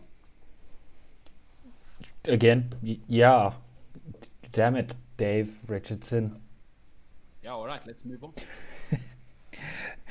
As Peter says, on paper, Portugal look like they can go far, but I've placed my money on France for the whole tournament. I said this the other day. France have players that are average at club level, but deliver when they play together for Le Bleu. Culture, Didier Deschamps. Simple. And then finally, Kutle says, I see Germany going through as one of the best third place teams. Fair shout. Fair shout. And ultimately, remember, Portugal, France, and Germany may even go through as third place. Wait, what? All three of those clubs, remember, all those countries can make it through. So in the group stage, James, it's not just the top two. There is, I think, 2 clubs that'll make it. You must remember, it is, yeah, so there will be 2 teams that go through, I think, as the best place, third place, and that'll make up 16 for the last 16. Is that based on points? Yes, and goals. It'll be goal difference if you're on the same. Hectic. Okay. Well, I mean, I didn't know that was a thing. Oh, now you know. Goodness. The more you know. Okay. Well, alrighty. That's all from stuff. Social Media with James. Good stuff. Good stuff, James. And that's it for this week, ultimately. It is. It is. All right. We will be back in studio on Monday. It's been murder to do the show like this. Don't love it. Because I'm a perfectionist. I want things to work how they should. But we'll be in touch. I mean, this weekend, James, your plans? My plans this weekend, I have to do some work. Sorry, I was thinking about what I had to do. I got some work to do for the show. And then not much else, huh? You're going to see your lady? I mean, it's been 2 weeks now. No, I don't think this weekend. No. Not worth the drive, or what's the story? Has you found a better man? Well, unlike you, I'm still considerate with this whole COVID thing. Yeah, but you're fine. So you haven't had COVID. Yes. Do you remember that whole part? Do you remember the? Fine. I'm not having this debate with you. No, but hold on. If your lady came to your house and you guys just stayed in a bubble at home, yeah, why would that be a problem? But if I'm asymptomatic, right, I can still give it to people. Oh my goodness. No, James, I don't think you understand what asymptomatic means. It means you don't have symptoms.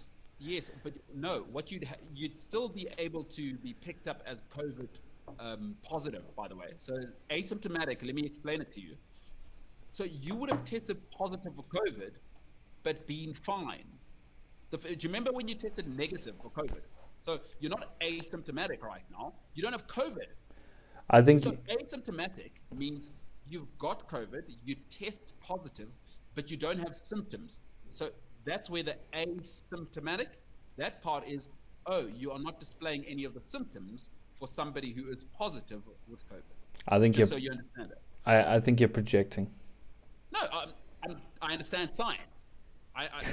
The difference between you and me is I know how to read scientific information. Is that what you mean by projecting? I'm not. No, but do you understand this? Like, stop saying I might be asymptomatic. No, you don't have COVID. You've never had COVID. So you're not asymptomatic. You don't have COVID.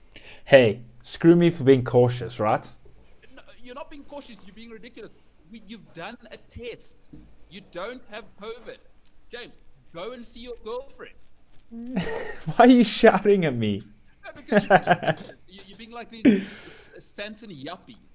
And again, you are a good reason. This behavior now is why you shouldn't listen to 99% of society, because James has just displayed that he has no clue what asymptomatic means. You have no idea what that means. Okay, now you're projecting.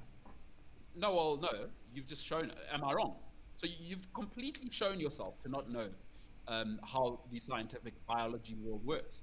Asymptomatic has nothing to do with you because you've never had the virus. Jessica, can we have this debate later? We are live. So to James' lady, did she listen to the show, James? I'm not sure if she's listening today.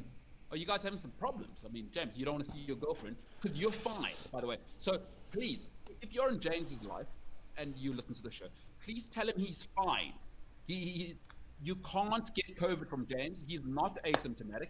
He's totally fine. If he doesn't see you this weekend, it's because he doesn't want to see you. He's already been in quarantine for 14 days. So please, do me a favor. If you are in James's life, come on over. I'm just here. I'm just here, man. Oh my gosh. What did you say? Asymptomatic. I mean, what a knobhead. You are fine, James. Get over yourself. And by the way, James, have a great weekend, pal.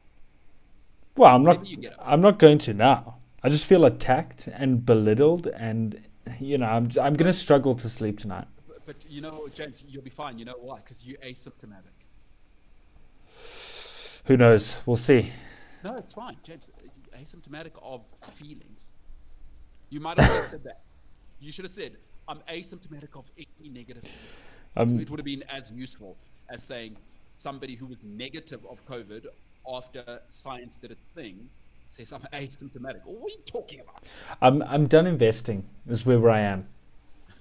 I'm done. James, absolutely ridiculous. People like James are the reason why I get mad at society. All right, James, I'm tired of being mad at you for not understanding anything. Have a tremendous weekend, pal. I hope whatever you do is fulfilling. And you're going to get into the exercise thing this weekend, huh? Yeah, probably. Awesome. I love it, James. And the smoking thing going well? Or not smoking? Yeah, it's going okay. So you haven't bought cigarettes, or did you? So I've had 3. All right, James, let's leave it on this note. In a week, that's not bad. In a week. James said he was quitting smoking. 3. He's lied to all of us. And you know what, James? As I'm sure your mum will say to you, do you know what hurts, James? It's the lies. The lies. All right, Jimbo.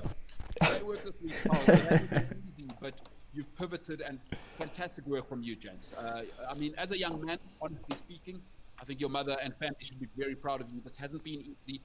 You may or may not have had COVID, and health is a real concern. But you've made it happen this week. Without you, this ain't possible. So super grateful to have you as part of the team, James. Have a great weekend, pal. I hope you look after yourself and whatever you get up to, I hope you enjoy it. Have a fantastic time. Ladies and gentlemen, my name, MKT. This is the MKT Show.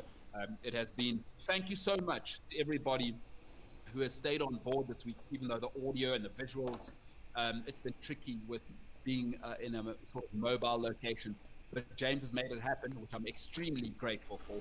So shout out to you at home for sticking with us and listening to the podcast. Remember, you can get the podcast on cliffcentral.com, the Cliff Central app, or wherever you get your podcast. But for this week, and indeed today, have a fantastic weekend wherever you are. Look after yourself, look after your health. And if you have loved ones to spend time with, I hope you get to spend time with them. From me, from James, from the MKT Show, we are now the hell out of here.